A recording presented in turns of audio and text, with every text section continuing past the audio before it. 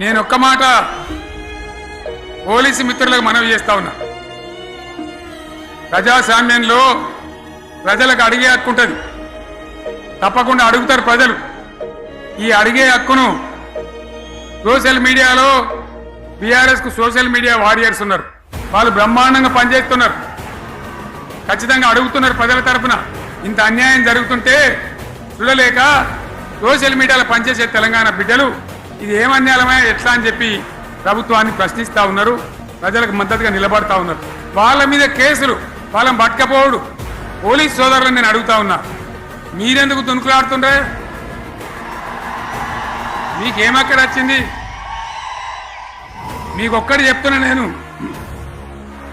గ్యారంటీగా పోలీసు మిత్రులారా, ఇవాళ పోయి రాత్రి మీ డైరీలలో రాసుకోండి,